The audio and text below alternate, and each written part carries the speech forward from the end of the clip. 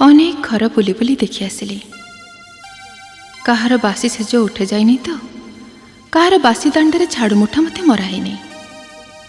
कहीं नारी निजर संतान उपरे विरक्त होची तो कहीं नारी स्वामी कोଳରେ शयन करची।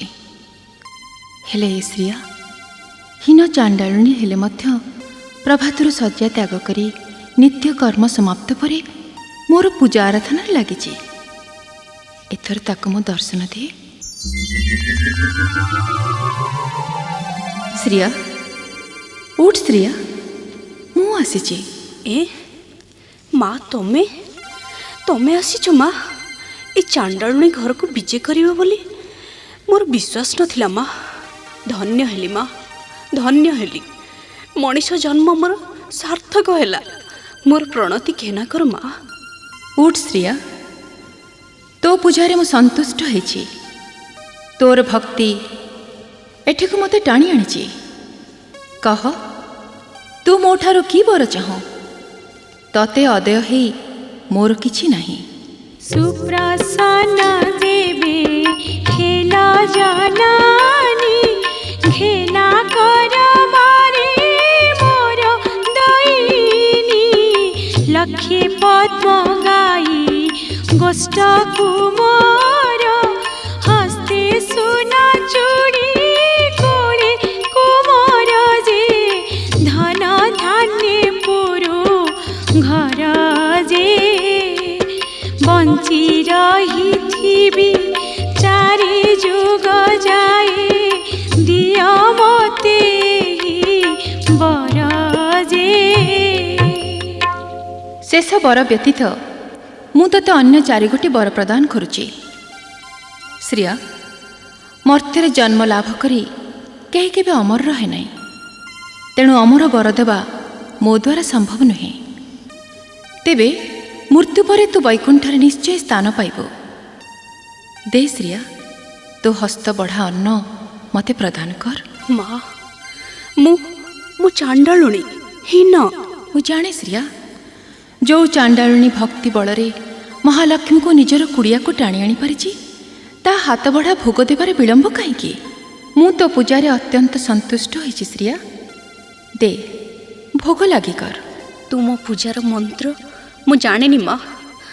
बिना मंत्र रे मोर ई नैवेद्य तुमको समर्पण कली। निय माँ आनंद रे ग्रहण कर। दे श्रिया दे।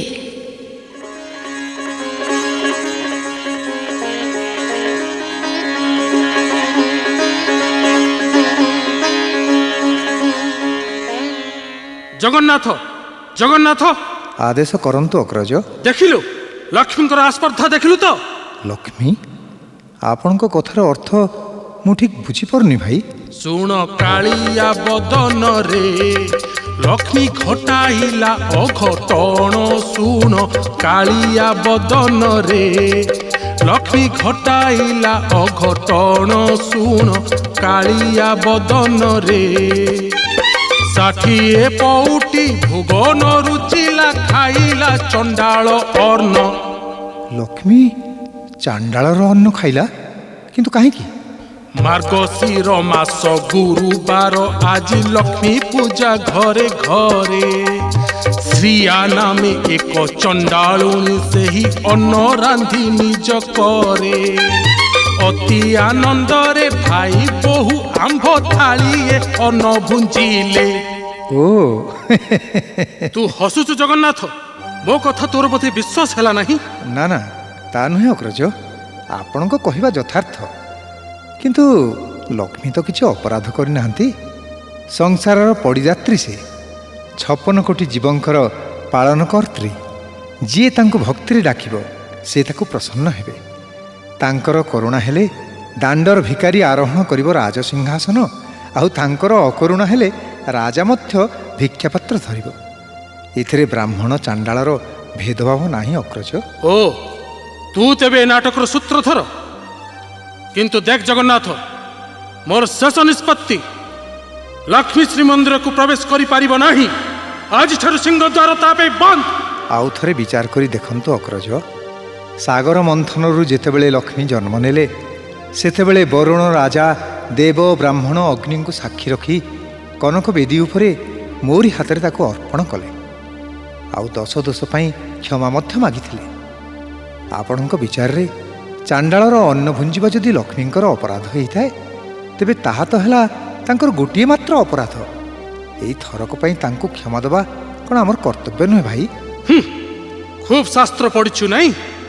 আচ্ছা ঠিক আছে, লক্ষ্মীকে নেই তু তেবে এই বড় দেউলে রহ, মু চালিলি। হ্যাঁ, ଆପଣ ଚାଲିଯିବେ କୁଆଡ଼େ? ବଡ଼ ଠାକୁରଙ୍କ ବିନା ବଡ଼ ଦେଉଳ କ'ଣ ସୁନ୍ଦର ଦିଶିବ ଅଗ୍ରଜ? তেবে এভଳି স্ত্রী প্রতি তোর এতে মমতা কাহিকি? কাহিকি জগন্নাথ? গোটিয়ে স্ত্রী গলে আউ কোন তোতে স্ত্রী মিলিবে নাহি? ହଁ ଅବଶ୍ୟ ମିଳିବେ, କିନ୍ତୁ ଲକ୍ଷ୍ମୀ ପରି ସ୍ତ୍ରୀ ମିଳିବେନି। তুটা কেড়ে ওলা ঝুকরে লাজ সরম দেলু ছাড়ি, তুটা কেড়ে ওলা ঝুকরে লাজ সরম দেলু ছাড়ি। লক্ষ্মী পরি স্ত্রী মন্দিরে রহিলে, লক্ষ্মী পরি স্ত্রী মন্দিরে রহিলে সংসার জীব উজুড়ি।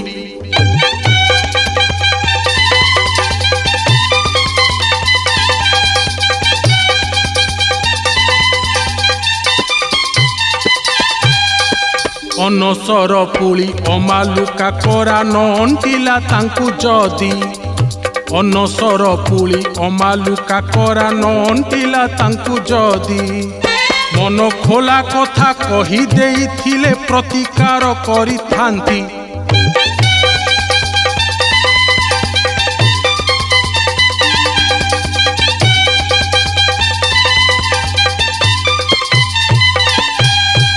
কুহা বোলা নাহি সিধা চালি গলে শ্রিয়া চণ্ডালুণী ঘরে, কুহা বোলা নাহি সিধা চালি গলে শ্রিয়া চণ্ডালুণী ঘরে।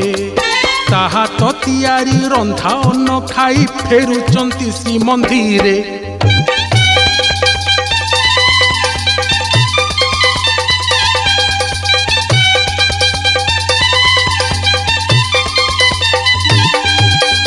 বড় ঘর ঝিও বড় ঘর বহু হরাইলে বড় পণ, বড় ঘর ঝিও বড় ঘর বহু হরাইলে বড় পণ।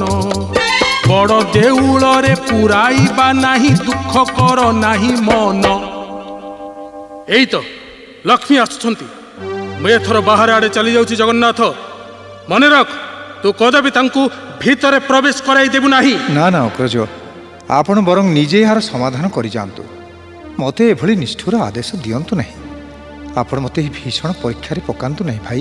ଏ ପର୍ଯ୍ୟନ୍ତ ତୋର ବାଲ୍ୟ ଚପଳତା ଗଲା ନାହିଁ ଦେଖୁଛି। ଆମ୍ଭେ ଲକ୍ଷ୍ମୀଙ୍କର ଦେଢ଼ଶୁର, ତେଣୁ ଭାତୃବଧୂ ସହିତ ବାକ୍ୟାଳାପ କରିବାଟା ଅସୁନ୍ଦର ହେବ। ଏଇ ତ ଚାହୁଁ ଚାହୁଁ ଲକ୍ଷ୍ମୀ ଆସି ସିଂହଦ୍ୱାର ନିକଟରେ ପହଞ୍ଚି ଗଲେଣି। ଆଉ ବିଳମ୍ବ ନ କରି ଶୀଘ୍ର ଯା ଜଗନ୍ନାଥ, ତାଙ୍କୁ ସେଇଠାରୁ ବିଦା କରିଦେ। କହିଦେଇ ଏକାଥରେ ପାର। ପ୍ରଭୁ, ଆଜି ଆପଣଙ୍କ ମନରେ ନୈରାଶ୍ୟତା ପ୍ରକାଶ ପାଇଛି କାହିଁକି? ଚକା ଚକା ନୟନ ଯୁଗଳ ଅଶ୍ରୁ ଜର୍ଜରିତ। କୁହନ୍ତୁ ନା, କ'ଣ ହେଇଛି ଆପଣଙ୍କର? ଏପର୍ଯ୍ୟନ୍ତ ମୌନହିଁ କାର୍ଯ୍ୟ ସମାପନ ହୋଇନାହିଁ ବୋଧହୁଏ। ଚାଲନ୍ତୁ, ମୁଁ ସ୍ୱହସ୍ତରେ ଦୁଇ ଭାଇଙ୍କୁ ଖାଇବାକୁ ଦେବି। ସେଥିରେ ତମର ମୁଣ୍ଡ ଖେଳିବା ପ୍ରୟୋଜନ ନାହିଁ କମଳା। ନିଜ କଥା ନିଜେ ବୁଝ। ଆପଣଙ୍କ କଥାର ଅର୍ଥ? ମୁଁ ଜାଣିବାକୁ ଚାହେଁ ତୁମେ କୁଆଡ଼େ ଯାଇଥିଲ।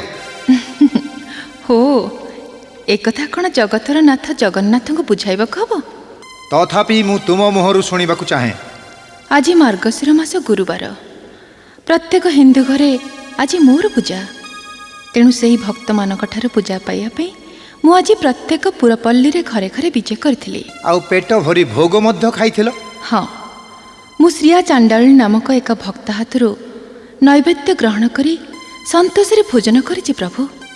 ଅମୃତ ପରି ତା ହାତରନ୍ଧା ଅନ୍ନ। ସେଇ ଅମୃତ ନୈବେଦ୍ୟ ବର୍ତ୍ତମାନ ତୁମ ପାଇଁ ବିଷ ହେଇଛି କମଳା। ଚାଣ୍ଡାଳୁଣ୍ଡ ଅନ୍ନ ଭୋଜନ କରିଥିବା ଅପରାଧରେ ମୁଁ ତୁମକୁ ବର୍ଜନ କଲି। ପ୍ରଭୁ, ଏହି ସାମାନ୍ୟ କଥାରେ ଆପଣ ମୋତେ ବର୍ଜନ କରୁଛନ୍ତି?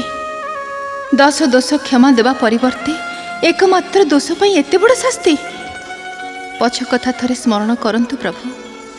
ବିବାହ ପରଦିନ ଯେତେବେଳେ କନକ ବେଦୀ ଉପରେ ଆମେ କଉଡ଼ି ଖେଳୁଥିଲେ, ସେତେବେଳେ ମୋ ହାତ ମୁଠାରୁ ଆପଣ କଉଡ଼ି ଫିଟାଇ ନ ପାରି ହାରି ଯାଇଥିଲେ।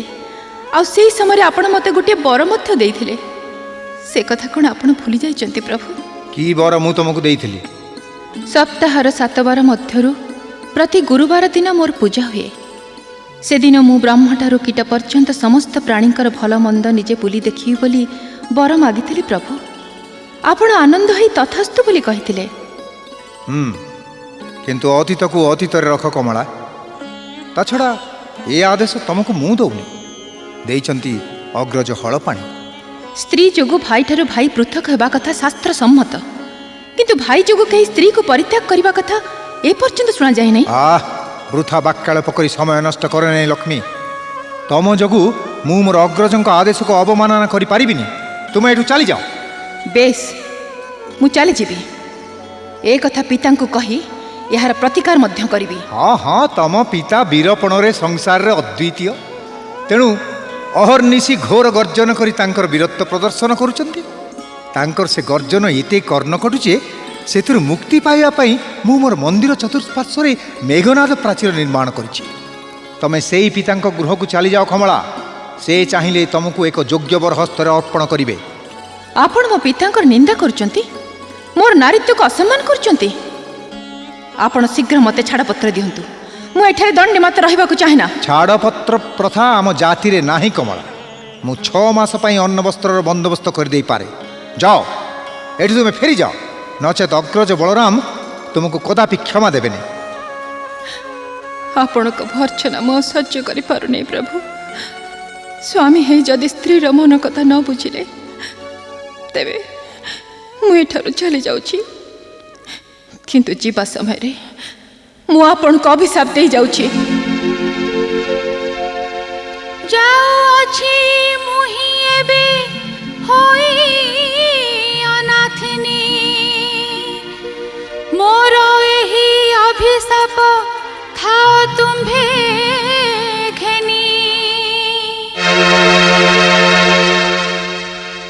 सत्य होइथिबे जेबे चंद्र सूर्य दुई, अन्न न पाइब काहि तुम्भे बेनी भाई।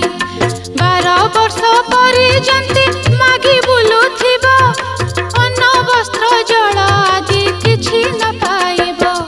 चंडालुणी कहि मते देउअछ तड़ी, एही चंडालुणी हस्ते तुमर जे पड़ी।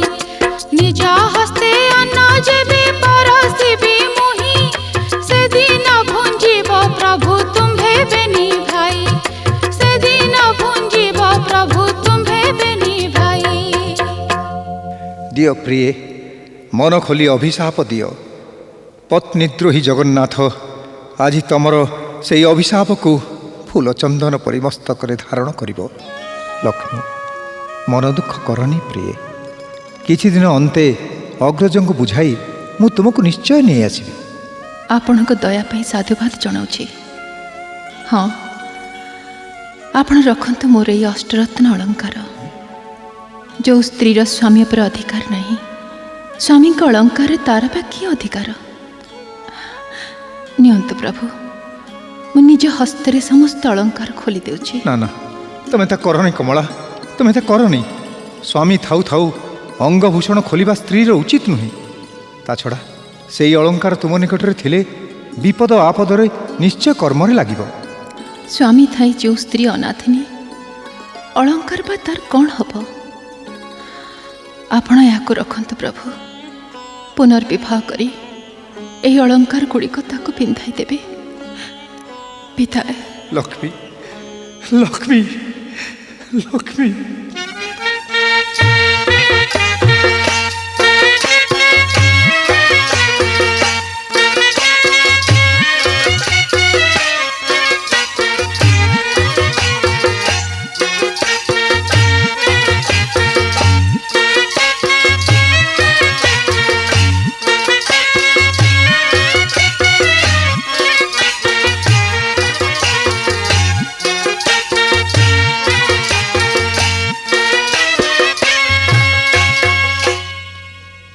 प्रभु तो मते श्रीमंदिर बाहर करदेले। मुझे पिता गृह को जाए तेबे प्रभु निश्चय दिने सेठी जाई पहुँचे। पिता मध्य पुणी मते प्रभु हस्ते तोली देबे। मो अभिशाप तो केबे निष्फल हब नहीं। स्वामी निकटरे थाई तांकर दुर्दशा मु सह्य करिबि केमिति? ना, मुठारे रही दुई भाईंकर लीला देखिबे। एबे मु विश्वकर्मा को स्मरण करी एठी एक प्रासाद निर्माण कराइबी।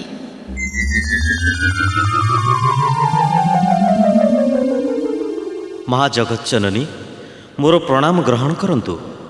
कहंतु माँ मु आपणकर की सेवा करिबी? काहेकि मते स्मरण कले?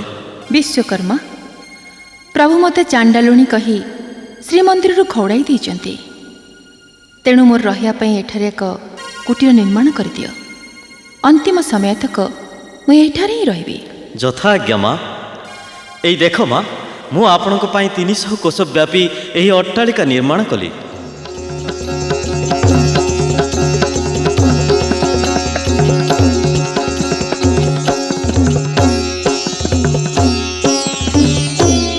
वाह, चमत्कार, अति चमत्कार हेछि विश्वकर्मा। गृहर कांथ गुड़िक सुवर्णर निर्मित, खंभ गुड़िक होइछि मुक्तारे, प्रति कांथार हीरा नीला मोती माणिकर लता पुष्प और नाना जातिर पक्षी अंकित होइछि। आउ किछि प्रयोजन नहीं विश्वकर्मा, एथर तुमे वैकुंठ को यात्रा कर। प्रणाम माता।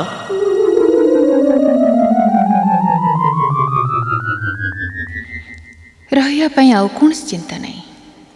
एथर मो अष्ट बेताल को स्मरण करे।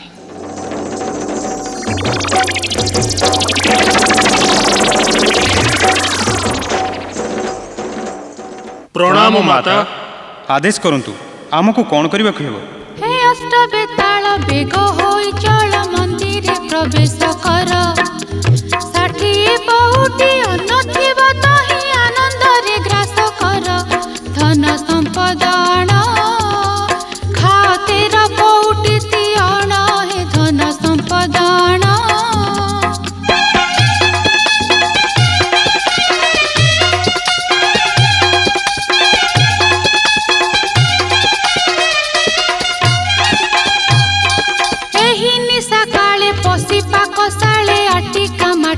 भांग मुख पखाड़ी पात्र को उठाई अनेक दूर रे फिंग।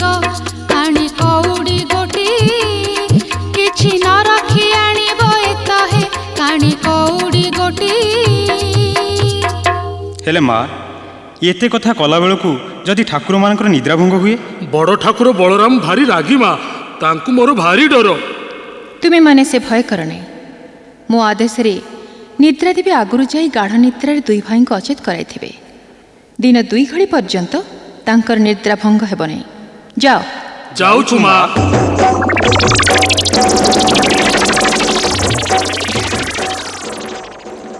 एई थर देखिए प्रभु, लक्ष्मी छड़ा ही तमे केमिति रही पारछ। वर्तमान सरस्वती को स्मरण करिबे। तांकु कहबी जे नगरे नगरे बुली लोकों को कंठारे बसिबे। कौन से लोक जेपरि 2 भाई को भिक्षा मुठे न दियंती। जाए।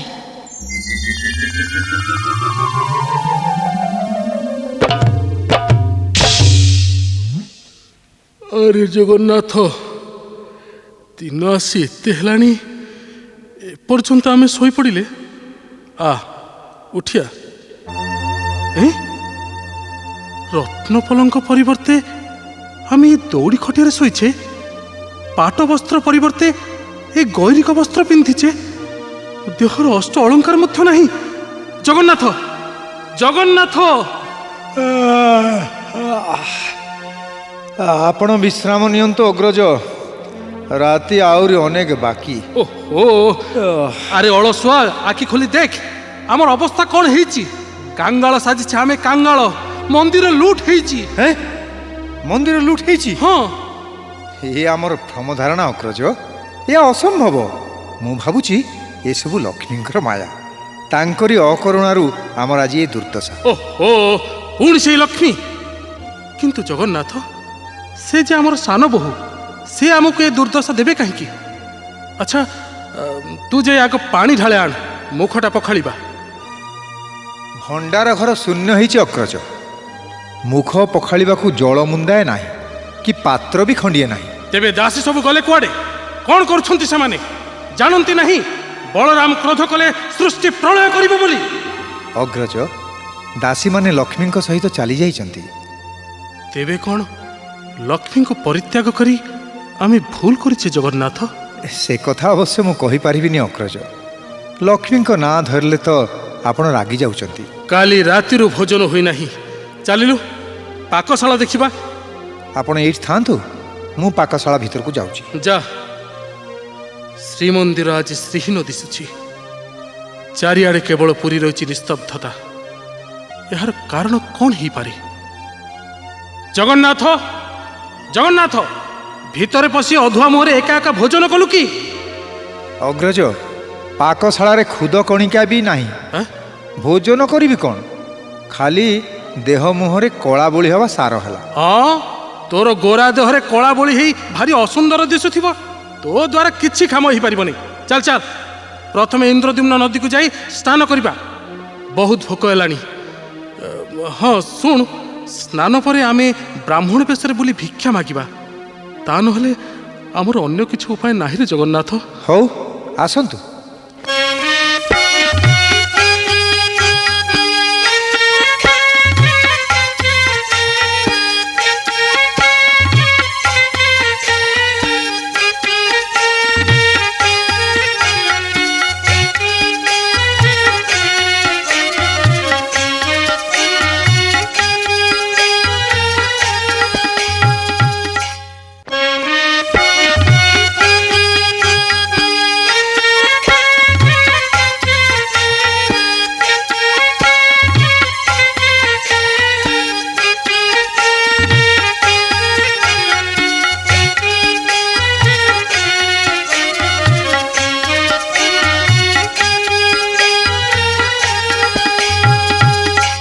आश्चर्य स्नान करने को गले इंद्रद्युम्न जल सुखीगला। बहु आशा नहीं बड़ पंडा घर को भिक्षा मागी गले बुढ़ीटा आमको लक्ष्मी छड़ा ब्राह्मण कही मारिबा को गोड़ेला। कौन करिबा कह जगन्नाथ? आपण को जहा भल दिशुची ता करंतु। मोर आउ गोड़ चलुनी। एमिति भोक उपास केते दिन आउ बुलिबा? ए लोक मानकर सब हेला कौन? केही भी मुठाए अन्न भिक्षा दौनांती। हौ दुख करना रे कान्हा। ए देखलु अल्प दूर रे ए जो घर देखा जाउची चल सेठार भिक्षा अन्न मागिबा। भिक्षां देहि जानिली तमे निश्चय ब्राह्मण घरर पुओ। आस पुओ आस भीतर को आस। मु तो नियाश्री गरीब बुढ़ीटे खुद मलुख जहा गंडिए थिला रोसई करिची। आस एई घरे ठा पानी कर दउची बस। तमे दुई भाई जातिर ब्राह्मण बहु तीर्थ भ्रमण करी एठारे आसी पहुंचीचु। आपण मिथ्या कथा कहउचंती अग्रज। तू चुप कर। स्वार्थ पाई मिथ्या कहवा अपराध नुहे। मते कोन कहउच कि पुओ? ना मौसी मोर सान भाईटा पेट विकलाटाए तो टिके शीघ्र भोजन करबा पाई व्याकुल हेउची। हाँ हाँ देख म खाइबा को आनिबी कोन मु एठी बसी गप करूची। बुढ़ी हेलिनी तो ए निया लगा मनटारे कौन किछि रहुची। हौ हौ मु एई संगे संगे अन्न नहीं आसुची। हाँ जगन्नाथ कहंतु अग्रज। तू बड़ पेटुआटाए। बहुत दिन पर आज मुठाए अन्न मिलिब। तेणु भल मंद न विचारी भल करी ग्रास करी खाईदे। पुणी केबे अन्न मिलिब किए जाने। होइरे हे चुल्ली पसा ब्राह्मण टका। तमे दिटा लक्ष्मी छड़ा कि रे? तम ना धरु धरु मो हांडीरु सब जाक अन्न कुआडे उभेई गला। उठ एठु शीघ्र उठ नहेले झाड़ू मुठारे कुआडे गला से झाड़ू जगा कुआडे गला लक्ष्मी छड़ा बिकला। अरे जगा जगा रे पळै चाल रे जगा नले बुढ़ी हमको पिट्टी पकीबो। मो पछ पछ दौड़िया। चलंतु भाई चलंतु।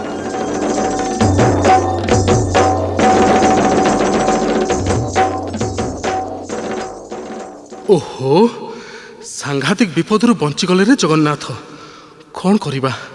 भोकर ज्वाला बेलू बेल बढ़ा लगुच हेले खाद्य कहीं।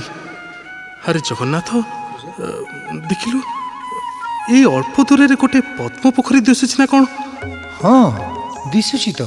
चल से पोखरी को किछि पद्म फल तोली आनिबा। चल आउ किछि काली पाई पाखरे रखिदबा।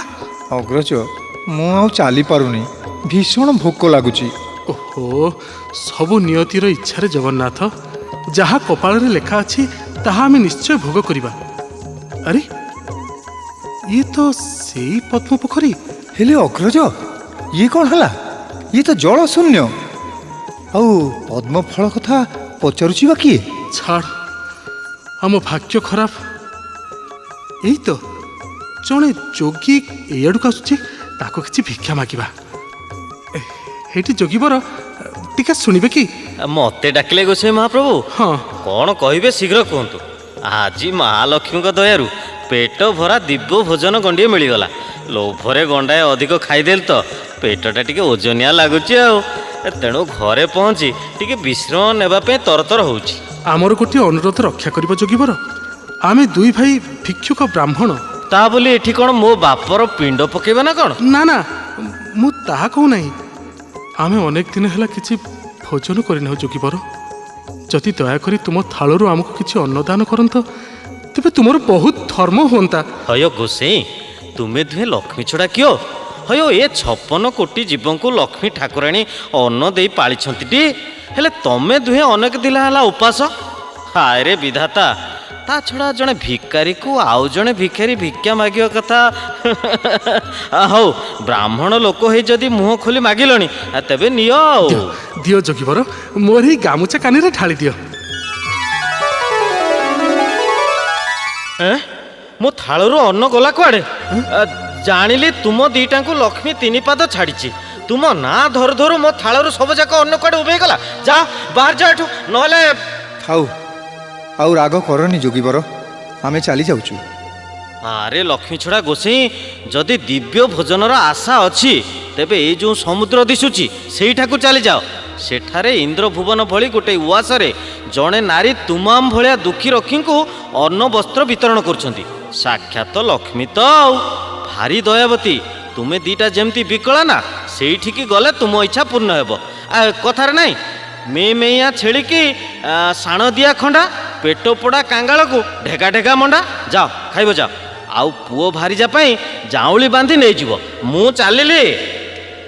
ଆଉ ବଞ୍ଚି ହେବ ନାହିଁ ରେ ଜଗନ୍ନାଥ। କବିର ସାହିରୁ ଖଇ 4 ମାଣ ମାଗି ଆଣିଥିଲେ ଯେ ସେତକ ବି ପବନରେ ଉଡ଼ିଗଲା। ଯୁଆଡ଼େ ଯାଉଛେ କେହି ଆମକୁ ଭିକ୍ଷା ମୋଟାଇ ଦେଉନାହାନ୍ତି, ଗାଳି ମନ୍ଦ କରି ଘୋଡ଼ାଇ ଦେଉଛନ୍ତି। ହଉ, ଯାହା ତ ହେବାର ହେଲା।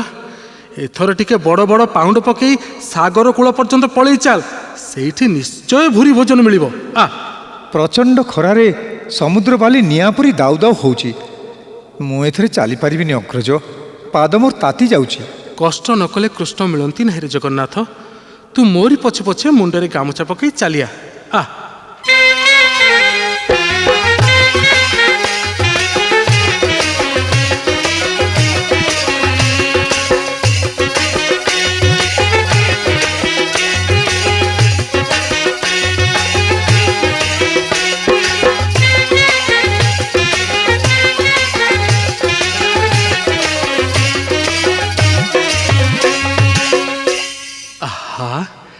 କି ସୁନ୍ଦର ଅଟ୍ଟାଳିକା, ଅଳକାପୁରୀ ଭଳି ଦିଶୁଛି। ଏଠାରେ ନିଶ୍ଚୟ ଗଣ୍ଡାଏ ଖାଇବାକୁ ମିଳିବ। ଭିକ୍ଷାଂ ଦେହି, ଭିକ୍ଷାଂ ଦେହି, ଭିକ୍ଷାଂ ଦେହି। କ'ଣ ଦରକାର ଗୋସାଇଁ ମହାପୁର? ବ୍ରାହ୍ମଣ ତ ଭୁରି ଭୋଜନରେ ସନ୍ତୁଷ୍ଟ, ତେଣୁ ଅନ୍ନ ଭିକ୍ଷା ଦେଲେ ସନ୍ତୋଷରେ ଭୋଜନ କରିବୁ। ପଛରେ ମୋର ଭାଇ ମଧ୍ୟ ଆସୁଛି। ଓହୋ, ଆଗ ନିଜ ଚିନ୍ତା କର। ହଏ ଗୋସାଇଁ, ତମର ତ ହାତ ଗୋଡ଼ 4ଟା ବେଶ ସବଳ ଅଛି, ଖଟି ଖାଉନ। ଏମିତି ସଳକ ସୁନ୍ଦର ରୂପ ଧରି ଭିକ ମାଗୁଛ କାହିଁକି? ତମ ପୁରୁଷ ଜାତିଟା ବଡ଼ ସ୍ୱାର୍ଥପର। ଆମ ସାନ୍ତାଣୀଙ୍କୁ ପରା ତାଙ୍କ ବର ଛାଡ଼ପତ୍ର ଦେଇଛନ୍ତି। ସବୁ ପୁରୁଷ କ'ଣ ସମାନ ଅଛନ୍ତି? ତା ଛଡ଼ା ଭିକ୍ଷା ଅନ୍ନ ଭୋଜନ କରିବା ତ ବ୍ରାହ୍ମଣର ଧର୍ମ। ସେଇଥିପାଇଁ ଉପନୟନ ବେଦୀରେ ବ୍ରାହ୍ମଣ ଭିକ୍ଷା ମାଗିଥାଏ। କହି ବୋଲି ପାରିଲା ଯିଏ, ପଚା ଚିଙ୍ଗୁଡ଼ି ବିକିଲା ସିଏ। ଆମ ସାନ୍ତାଣୀଙ୍କ ହୁକୁମ, କେବଳ ଛୋଟା ଲେଙ୍ଗେଡ଼ା ଅନ୍ଧମାନଙ୍କୁ ଭିକ୍ଷା ଦିଆଯିବ। ତେଣୁ ତମକୁ ଏଠି କିଛି ମିଳିବନି, ଚାଲିଯାଅ। ଦେଖ, ତୁମେ ଯାହା କୁହ ପଛେ ମୁଁ ତୁମ କଥାରେ ଆଦୌ କ୍ରୋଧ କରୁନାହିଁ। ଗଣ୍ଡିଏ ଅନ୍ନ ଭିକ୍ଷା ଦେଇ ଆଗ ଆମର ପ୍ରାଣ ରକ୍ଷା କର। ପ୍ରଚଣ୍ଡ ଖରାରେ ସମୁଦ୍ର ବାଲି ଅତିକ୍ରମ କରି ବହୁ ଆଶା ନେଇ ଏଠାକୁ ଆସିଛୁ। ଓହୋ, ମନା କଲି ପରା କିଛି ମିଳିବନି ବୋଲି। ଯାଅ, ଉଠ ଏଠୁ। ନହେଲେ ସାନ୍ତାଣୀକୁ କହି ଶୁଳିରେ ବସେଇଦେବି। ନା ଥାଉ, ତୁମ ସାନ୍ତାଣୀକୁ ଡାକିବା ଦରକାର ନାହିଁ, ମୁଁ ଚାଲି ଯାଉଛି। ଓହୋ, ବହୁ କଷ୍ଟରେ ସମୁଦ୍ର ବାଲିତକ ଅତିକ୍ରମ କରି ଚାଲି ଆସିଲେ। ହେଁ, କ'ଣ ହେଲା ଅଗ୍ରଜ? ଆପଣ ଏପରି ବିରସ ବଦନରେ ଫେରି ଆସୁଛନ୍ତି ଯେ? କ'ଣ ଆଉ କରିଥାନ୍ତି? ସାମାନ୍ୟ ଗୋଟିଏ ଦାସୀର ଏତେ ଦୂର ସ୍ପର୍ଦ୍ଧା, ସେ ପୁଣି ଆଜି ମୋତେ ଅପମାନ ଦେଲା। ଏହା ନିୟତିର ପରିହାସ ନୁହେଁ ତ ଆଉ କ'ଣ? ଯଦି ମୁଁ ଆଜି ଏ ଦୁର୍ଦ୍ଦିନର ସମ୍ମୁଖୀନ ହୋଇନଥାନ୍ତି, ତେବେ ମୁଁ ଆଜି ନାରୀ ହତ୍ୟା କରିବାକୁ କେବେ ହେଲେ କୁଣ୍ଠବୋଧ କରନ୍ତି ନାହିଁ। କ୍ରୋଧ ଶାନ୍ତ କରନ୍ତୁ ଅଗ୍ରଜ। ନାରୀର ଅନ୍ୟ ନାମ ହେଲା ଅବଳା, ତାଙ୍କର ବା ଜ୍ଞାନ କେତେ? ଚାଲନ୍ତୁ ଆଉ ଥରେ ସେଠିକି ଯିବା। ସବୁ ଆମ ଅର୍ଜିଲା କର୍ମର ଫଳ ଭାଇ। ନା, ସେ କଥା ହେଇପାରିବ ନାହିଁ ଜଗନ୍ନାଥ। ଯଦି କହୁଛୁ ତେବେ ଆଗରେ ତୁ ଚାଲ। ହଁ, ଭଲ ଭାବରେ ଭିକ୍ଷା ମାଗ। ଭିକ୍ଷାଂ ଦେହି, ଭିକ୍ଷାଂ ଦେହି। ଓହୋ, ଟିକେ ବଡ଼ ପାଟିରେ ଉଚ୍ଚାରଣ କର। ଭିକ୍ଷାଂ ଦେହି, ଭିକ୍ଷାଂ ଦେହି, ଭିକ୍ଷାଂ ଦେହି, ପ୍ରଭୁ ଭିକ୍ଷାଂ ଦେହି। ନିସ୍ତରିଲି ପ୍ରଭୁ, ନିସ୍ତରିଲି ପ୍ରଭୁ। ଦୀର୍ଘ 12 ବର୍ଷ ପରେ ଆପଣଙ୍କ କଣ୍ଠସ୍ୱର ଶୁଣିଲି। ମୋରି ଯୋଗୁଁ ଆଜି ଜଗତର ନାଥ ଜଗନ୍ନାଥ ଦାଣ୍ଡର ଭିଖାରୀ। ତୁଳସୀ, ତୁଳସୀ, ଆଦେଶ କର ମା। ଏଇ ଦେଖିଲୁ, ସିଂହଦ୍ୱାରରେ ଏଇ ଯେଉଁ ବ୍ରାହ୍ମଣ 2 ଜଣ ଛିଡ଼ା ହୋଇଛନ୍ତି, ତୁ ଏମାନଙ୍କୁ ଚିହ୍ନିଛୁ? ଇଏ ତ ସେଇ ବ୍ରାହ୍ମଣ। ଏଇ ଗୋରା ବ୍ରାହ୍ମଣ ଆସି ଏଠି ଭିକ୍ଷା ମାଗୁଥିଲା, ଆଉ କହୁଥିଲା ପଛରେ ତାର ଭାଇ ଆସୁଛି ବୋଲି। ହେଲେ ମୁଁ ତାକୁ ଭିକ୍ଷା ନ ଦେଇ ଘଉଡ଼େଇ ଦେଲି। ମୋରି ଯୋଗୁଁ ଏଇ 2 ଭାଇଙ୍କର ଆଜି ଏ ଦୁର୍ଦ୍ଦଶା। ତୁଳସୀ, ଆଜିକୁ ଠିକ୍ 12 ବର୍ଷ ହେଇଗଲା। ଏ 2 ଭାଇ ଅନ୍ନ ଜଳ ପାଇଲେ ନାହିଁ। ତେବେ ଆପଣ କ'ଣ ତାଙ୍କୁ ଚିହ୍ନିଛନ୍ତି ମା? ନିଜର ଦେଢ଼ଶୁର ନିଜର ସ୍ୱାମୀକୁ ନ ଚିହ୍ନିବେ କେମିତି କହିଲୁ? ତାଙ୍କର ସୁଲଳିତ କଣ୍ଠସ୍ୱର ଶୁଣି ତୁ କ'ଣ କିଛି ବୁଝିପାରୁନାହୁଁ? ଇଏ ତେବେ ପ୍ରଭୁ ବଳରାମ ଆଉ ଜଗନ୍ନାଥ? ହଁ ଲୋ ତୁଳସୀ, ଇଏ ସେହି କଳା ଧଳା 2 ଭାଇ। ତୁ ଯାଇ ସେମାନଙ୍କୁ କହ ତୁଳସୀ, ସେମାନେ ବ୍ରାହ୍ମଣ, ଚଣ୍ଡାଳ ଘରର ଅନ୍ନ ଭୋଜନ କରିବେ ତ? ଯାଉଛି ମା। ଭିକ୍ଷାଂ ଦେହି, ଭିକ୍ଷାଂ ଦେହି, ଭିକ୍ଷାଂ ଦେହି। ଗୋସାଇଁ, ତମେ ପୁଣି ଆସିଲ? ଯିଏ ଭିକ୍ଷାର୍ଥୀ ସିଏ କ'ଣ ଦାତାଙ୍କ କଥାରେ ଅଭିମାନ କଲେ ଚଳିବ? ତମେ ଯେତେବେଳେ ଦାତା, ତମ ଇଚ୍ଛା ହେଲା ତମେ ଅପମାନ ଦେଲ। ହେଲେ ଆମେ ସେ କଥାକୁ ନ ଧରି ପୁଣି ଆସିଲୁ। ଏଥର ଆମକୁ ଅନ୍ନ ଭିକ୍ଷା ଦେଇ ଆମର ପ୍ରାଣ ରକ୍ଷା କର। ହେଲେ ତମେ ତ ବ୍ରାହ୍ମଣ ଲୋକ, ଆମ ସାନ୍ତାଣୀ ହେଉଛନ୍ତି ଚାଣ୍ଡାଳୁଣୀ। ତାଙ୍କ ରନ୍ଧା ଅନ୍ନ ଭୋଜନ କଲେ ତମର ଜାତି ଯିବ ନାହିଁ ତ ଠାକୁରେ? ସାନ୍ତାଣୀ ତୁମର ଚାଣ୍ଡାଳୁଣୀ? ହଁ। ନା, ଆମେ ବ୍ରାହ୍ମଣ ହେଇ ଚାଣ୍ଡାଳ ଘରେ ଅନ୍ନ ଭୋଜନ କରିପାରିବୁ ନାହିଁ। ତେବେ ତୁମ ସାନ୍ତାଣୀ ଯଦି ଆମ୍ଭଙ୍କୁ ନୂଆ ହାଣ୍ଡି, ନୂଆ ସଞ୍ଚା ଯୋଗାଇ ଦେଇପାରିବେ, ତେବେ ଆମ୍ଭେ ନିଜ ହାତରେ ରୋଷେଇ କରି ଭୋଜନ କରିବୁ। ହଉ, ତମେ ଦୁହେଁ ଏଇ ଘରେ ବସ, ମୁଁ ସାନ୍ତାଣୀକୁ ପଚାରି ଆସେ। ପ୍ରାଣ ଗଲାବେଳେ ଆଉ ଜାତିନୀତି କଥା ପଚାରନ୍ତିନି ଅଗ୍ରଜ। ଆଜିକି ଠିକ୍ 12 ବର୍ଷ ହେଇଗଲା, ଆମେ ଅନ୍ନ ଜଳ ପାଇଲେନି। ଲକ୍ଷ୍ମୀଙ୍କର ଅଭିଶାପ ଭୋଗ କରିବାକୁ ହେଲା। ହଁ ରେ କାଳିଆ, ଲକ୍ଷ୍ମୀଙ୍କୁ ଛାଡ଼ି ଆମେ ମହା ଭୁଲ କରିଛେ। ଛାଡ଼, ସେ କଥା ଭାବିଲେ ଆଉ ଲାଭ କ'ଣ? ଏଇ ନିଅନ୍ତୁ ଗୋସାଇଁ, ଏଠି ନୂଆ ହାଣ୍ଡି, ଚାଉଳ, ପରିବା, ଡାଲି, ଘିଅ, କାଠ ସବୁ ରହିଲା। ଏଥର ରୋଷେଇ ଆରମ୍ଭ କରନ୍ତୁ। ନେ ଜଗନ୍ନାଥ, ଆଉ ଡେରି ନକରି ଶୀଘ୍ର ଚୁଲି ଲଗା। ମୁଁ ଏଇଠି ଟିକେ ବିଶ୍ରାମ ନେଉଛି। ହଉ, ଆପଣ ଟିକେ ବିଶ୍ରାମ ନିଅନ୍ତୁ, ମୁଁ ଏଇ ମୁହୂର୍ତ୍ତରେ ରୋଷେଇ ସାରୁଛି। ପ୍ରଭୁ ଯଦି ଆଜି ନିଜେ ରୋଷେଇ କରି ଭୋଜନ କରିବେ, ତେବେ ପୁରୁଷମାନେ ଆଉ ସ୍ତ୍ରୀମାନଙ୍କୁ ଖୋଜିବେ ନାହିଁ। ହେ ଅଗ୍ନିଦେବ, ତୁମେ ପାକଶାଳାରେ ପ୍ରବେଶ କରି ଚୁଲି ଲିଭାଇ ଦିଅ ପ୍ରଭୁ, ମୋର ମାନ ରକ୍ଷା କର।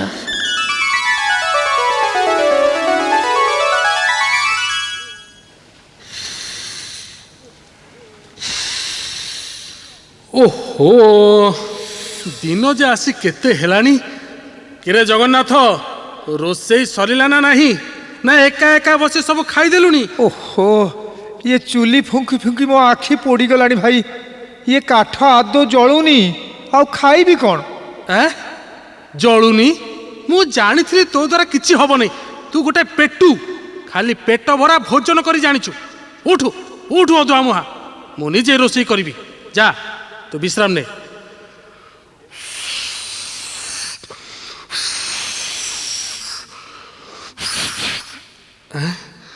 ସତେ ତ ଏ କାଠ ଗୁଡ଼ାକ ଓଦା ନା କ'ଣ? ଟିକେ ହେଲେ ତ କାହିଁକି ଜଳୁନି?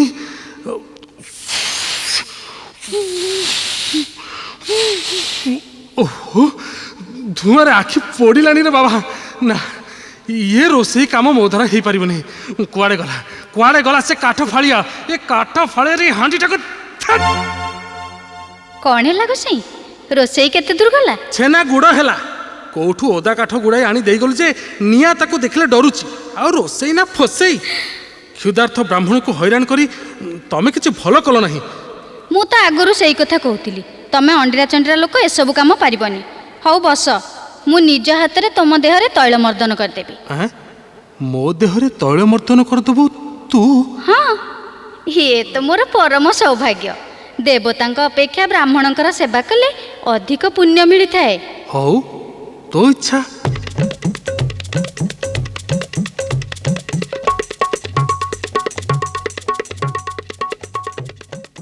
ଚାଲନ୍ତୁ ଅଗ୍ରଜ, ସ୍ନାନ ସାରିବେ। ଚାଲନ୍ତୁ।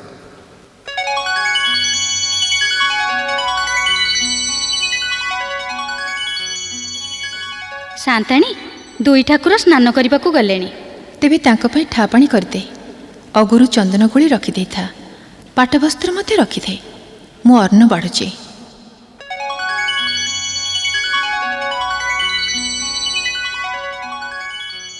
ସ୍ନାନ ସରିଗଲା ଠାକୁରେ? ହଁ, ଖୁବ୍ ଆରାମରେ ସ୍ନାନ କଲୁ। ହଉ, ଏଇ ଲାଲ ପାଟ ତମେ ପିନ୍ଧ, ଆଉ ଇଏ ହଳଦିଆ ପାଟ ସାନ ଗୋସାଇଁ ପିନ୍ଧନ୍ତୁ। ହଁ, ଏଇ ସୁବର୍ଣ୍ଣ ପାତ୍ରରେ ଅଗରୁ ଚନ୍ଦନ ଘୋଳା ହେଇ ଥୁଆ ହେଇଛି। ତମେ ଏ ଆସନରେ ବସ, ମୁଁ ଅନ୍ନ ନେଇ ଆସୁଛି। ଜଗନ୍ନାଥ, ଏଇ ଭୋଜନ ବୋଧେ ଆମର ଶେଷ ଭୋଜନ ହବ। କାହିଁକି ଅଗ୍ରଜ? ଲକ୍ଷ୍ମୀ ଆମ ପାଇଁ ଯାହା ସବୁ କରୁଥିଲେ, ଏଠି ମଧ୍ୟ ଠିକ୍ ସେଇଆ ବ୍ୟବସ୍ଥା। ଇଏ ପ୍ରଥମେ ଆମକୁ ଅପମାନ ଦେଇ ପରେ ଏତେ ଆଦର କରିବାର ଅର୍ଥ ବୁଝିଲୁ? ଭୋଜନ ଅନ୍ତେ ମୃତ୍ୟୁଦଣ୍ଡ ଦେବ। ତା ଛଡ଼ା ଏଠି ତ ଜଣେ ହେଲେ କେହି ପୁରୁଷ ଲୋକ ନାହାନ୍ତି। ଅତ୍ୟଧିକ କ୍ଷୁଧା ହେତୁ ଆପଣଙ୍କୁ ସେପରି ଲାଗୁଛି ଅଗ୍ରଜ। ଆପଣ ନିଶ୍ଚିନ୍ତରେ ବସି ଭୋଜନ କରନ୍ତୁ।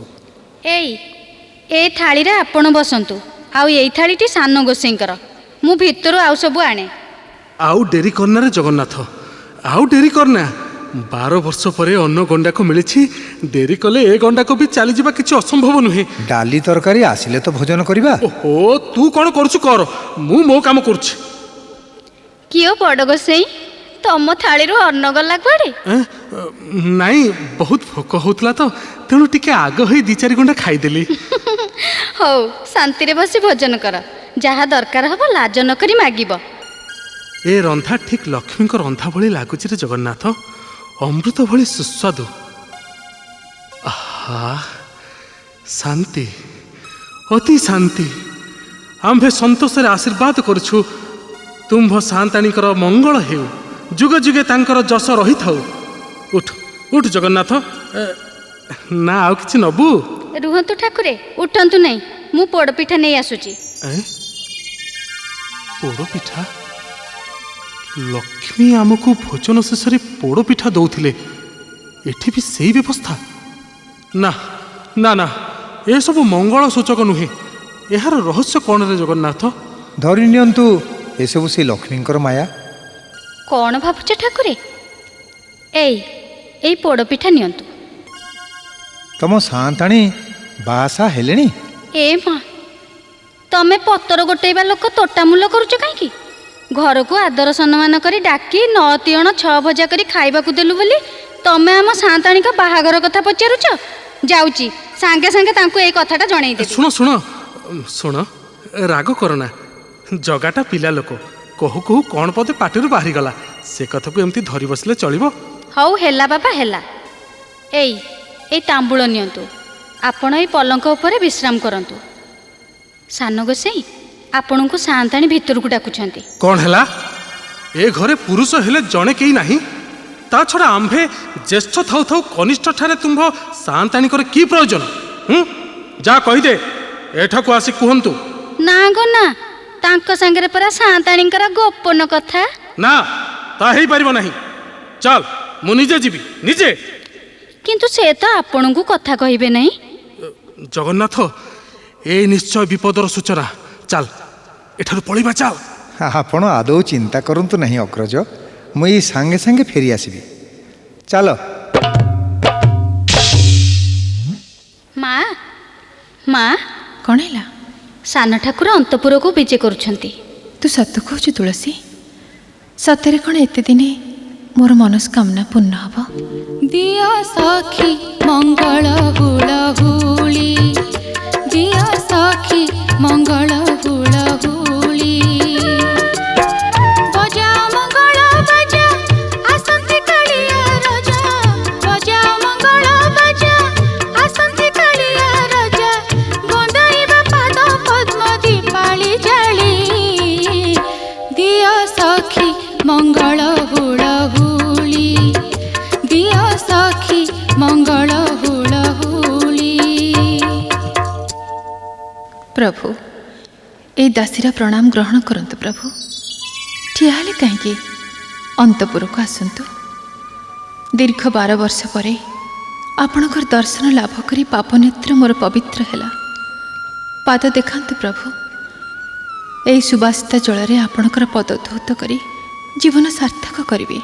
ଆମେ ହାରିଯାଇଛୁ କମଳା, ତମ ନିକଟରେ ମୁଁ ପରାଜୟ ସ୍ୱୀକାର କରୁଛି। ପଛ କଥା ଭୁଲି ଏଥର ଶ୍ରୀମନ୍ଦିରକୁ ଚାଲ ପ୍ରିୟେ। ବାହାରେ ଅଗ୍ରଜ ବଳରାମ ତମରି ଅପେକ୍ଷାରେ ଅଛନ୍ତି। ତମକୁ ଏଭଳି ନିଷ୍ଠୁର ଆଦେଶ ଦେଇଥିବାରୁ ସେ ଆଜି ଅନୁତପ୍ତ। ମୋ ଯୋଗୁଁ ଦୁଇ ଭାଇ ବହୁତ କଷ୍ଟ ସହିଲେ। 12 ବର୍ଷ କାଳ ଅନାହାରରେ ଦ୍ୱାର ଦ୍ୱାର ଭିକ୍ଷାପାତ୍ର ଧରି ବୁଲିଲେ। ସେଥିପାଇଁ ମୋତେ କ୍ଷମା କରିଦିଅନ୍ତୁ ପ୍ରଭୁ। ଆଉ ବିଳମ୍ବ ନ କରି ମନ୍ଦିରକୁ ଚାଲ ପ୍ରିୟେ। ଯିବା ପୂର୍ବରୁ ଆପଣ ମୋର ଗୋଟିଏ ସର୍ତ୍ତ ପୂରଣ କରିବେ ପ୍ରଭୁ। କି ସର୍ତ୍ତ ଲକ୍ଷ୍ମୀ? ଏଣିକି ଶ୍ରୀମନ୍ଦିରର ମହାପ୍ରସାଦ ବ୍ରାହ୍ମଣ ଚଣ୍ଡାଳ ଏକତ୍ର ଭୋଜନ କରିବେ। ଭୋଜନ ଶେଷରେ ହାତ ନ ଧୋଇ ମୁଣ୍ଡରେ ବୋଳିବେ। ଏଇ ମୋର ସର୍ତ୍ତ ପ୍ରଭୁ। ତୁମର ସମସ୍ତ ସର୍ତ୍ତ ମୁଁ ମାନି ନେବାକୁ ପ୍ରସ୍ତୁତ ଅଛି ମା। ଅତୀତରେ ଯାହା ସବୁ ଘଟିଗଲା ସେଥିପାଇଁ ଦାୟୀ ମୁଁ। ଏଥରକ ଶ୍ରୀମନ୍ଦିରକୁ ବିଜେ କର ମା। ପ୍ରକୃତରେ ତୁମେ ଜଗତର ପଡ଼ିଦାତ୍ରୀ। ତୁମ ଅକରୁଣା ହେଲେ ପ୍ରାଣୀ ଅନ୍ନବସ୍ତ୍ର ପାଏ ନାହିଁ। ତାର ପ୍ରମାଣ ଆମେ ଦୁଇ ଭାଇ। କିରେ ଜଗନ୍ନାଥ, ଅଗ୍ରଜ ଏଡ଼େ ଏଡ଼େ ଆଖିରେ ଚାହିଁଛୁ କ'ଣ? ଅନେକ ଦିନ ହେଲା ପରା 60 ପଉଟି ଭୋଗ ବନ୍ଦ ହେଇଗଲାଣି। ଚାଲନ୍ତୁ ଅଗ୍ରଜ। ତୁ ଆଉ ଡେରି କରନା ଜଗନ୍ନାଥ, ଶୀଘ୍ର ଆ, ମୁଁ ବାହାରେ ଅପେକ୍ଷା କରୁଛି। ଏଇ ଦେଖ କମଳା, ତୁମର ପ୍ରତ୍ୟାବର୍ତ୍ତନରେ ସ୍ୱର୍ଗରୁ ଦେବଗଣ କିପରି ପୁଷ୍ପବୃଷ୍ଟି କରୁଛନ୍ତି। ସ୍ୱୟଂ ଦେବରାଜ ଇନ୍ଦ୍ର 33 କୋଟି ଦେବତାଙ୍କ ସହିତ ଆମର ପ୍ରତ୍ୟାବର୍ତ୍ତନ ଉତ୍ସବ ଦେଖୁଛନ୍ତି। ଆସ ପ୍ରିୟ ଆସ। ଜୟ ଜଗଜ୍ଜନନୀ ମହାଲକ୍ଷ୍ମୀଙ୍କର, ଜୟ ଜଗଜ୍ଜନନୀ ମହାଲକ୍ଷ୍ମୀଙ୍କର, ଜୟ ଜଗଜ୍ଜନନୀ ମହାଲକ୍ଷ୍ମୀଙ୍କର।